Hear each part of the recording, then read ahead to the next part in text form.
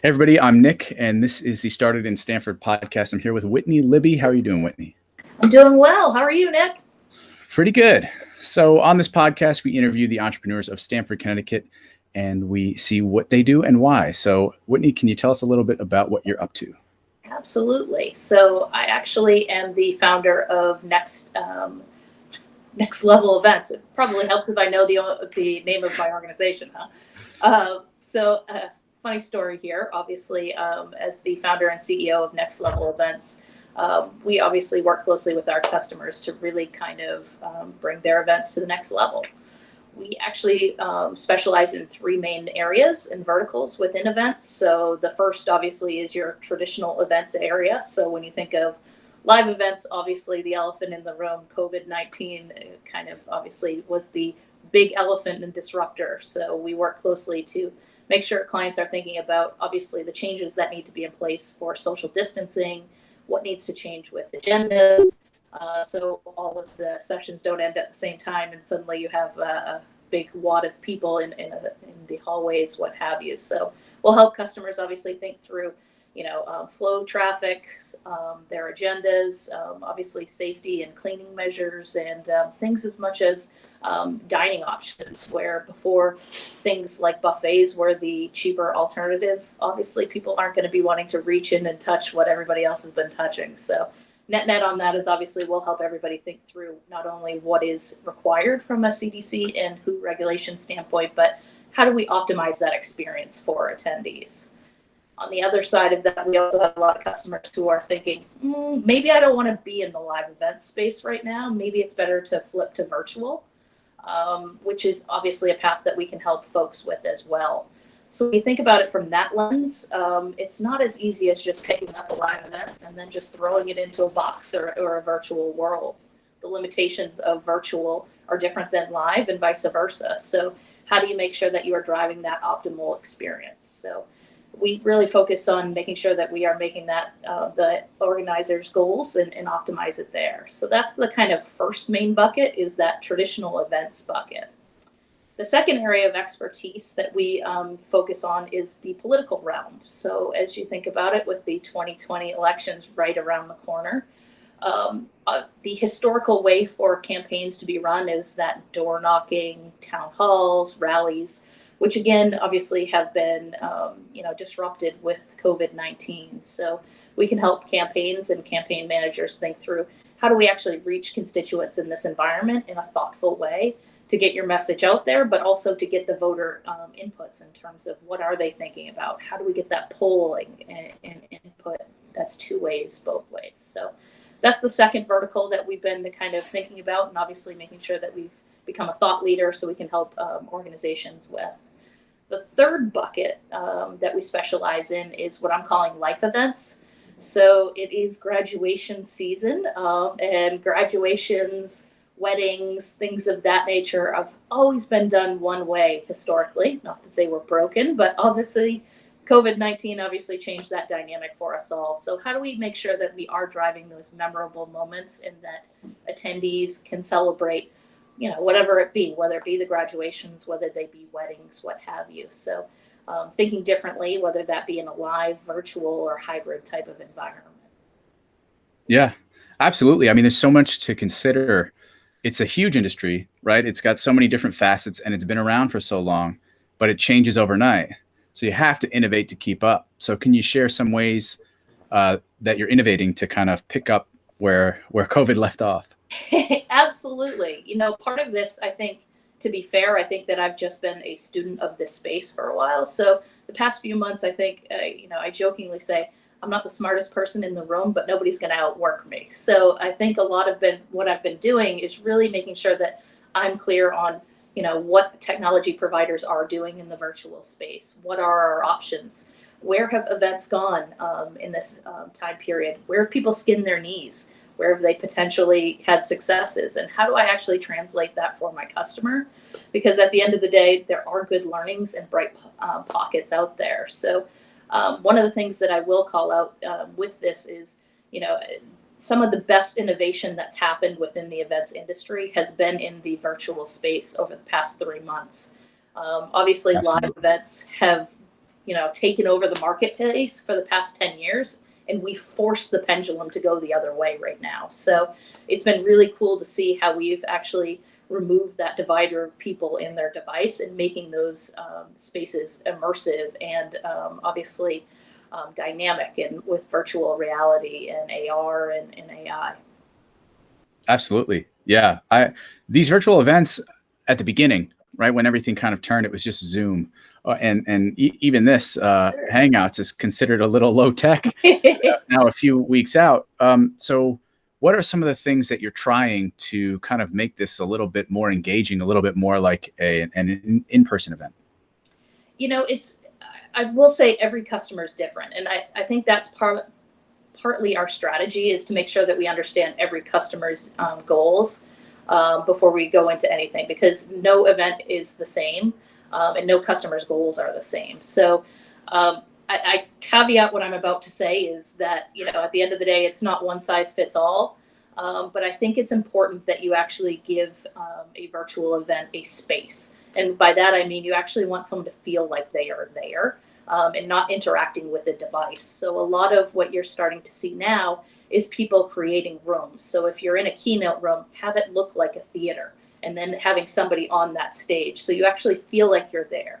And how do you make sure that it feels like a journey as opposed to a one-off engagement with each session room? So making sure that you feel like you're having those interactive moments with folks, again, trying to lessen that, one-off interactions with the device are key. Absolutely. Yeah. I mean, there's so many strategies you have to kind of put into play now. I think that's really interesting to make a virtual in-person event, because to jump Yeah. straight to these outlandish virtual events that maybe, gamers and streamers are used to, we need the rest of society and kind of funnel them into that. Yeah, that's really interesting. So what are some strategies? Because we know each other from Stanford Innovation Week, and I know that you're kind of an expert on this space. What are some strategies people can use to set up their own events that aren't your typical, meetup or Eventbrite kind of things? I always say begin with your end in mind. What exactly are you looking to get out of it? So if you're an entrepreneur, is it exposure?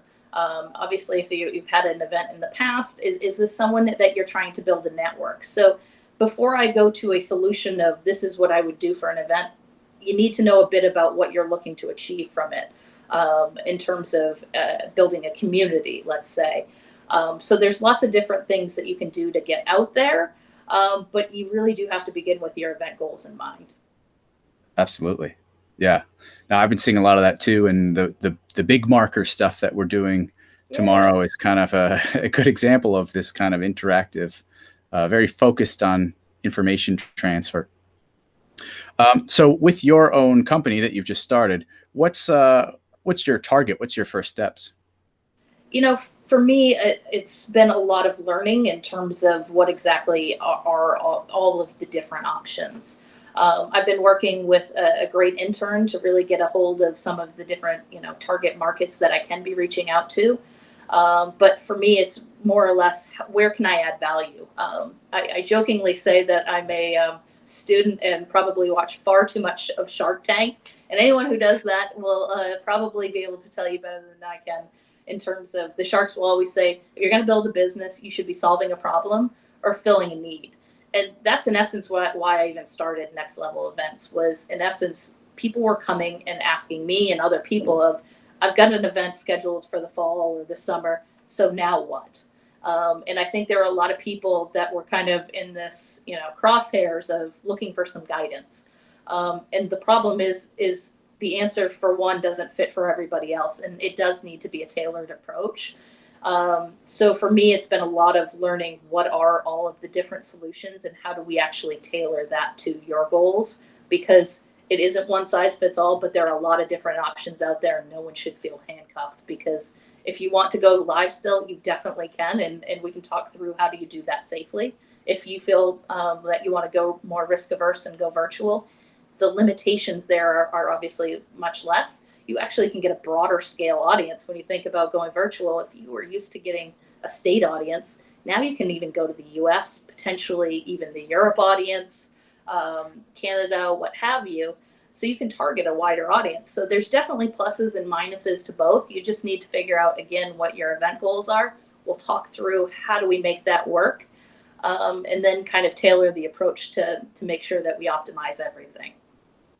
Yeah, that makes a lot of sense. I mean, events, there used to be webinars, right? I mean, even a couple of months ago, and they were kind of outlandish and they seemed most of the time kind of scammy because it was always part of somebody's funnel. But now it's like a webinar is just a regular event. Like you have no choice nowadays. And so I think, things will evolve, just like you're mentioning between live and virtual events. So where do you see the future of the event space? Some hybrid of the two? This is a great question, and obviously, I don't have a silver ball or magic 8 ball here, but for me, I do think that obviously live events will come back, but I don't think it will be what it was before. So for me, I think the pendulum has completely shifted right now for obvious reasons to virtual.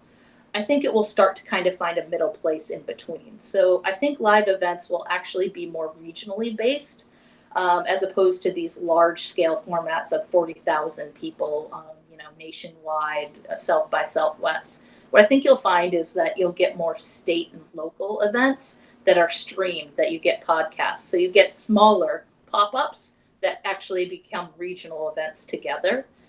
This is a way of obviously bringing in the hybrid component as well. I will say that the virtual event space, I think, will continue to have a place moving forward as well for a couple of reasons. One, the technology and the experience has upped its game tremendously over the past few months. So there is a value in there, which I don't necessarily think it had prior to this as much.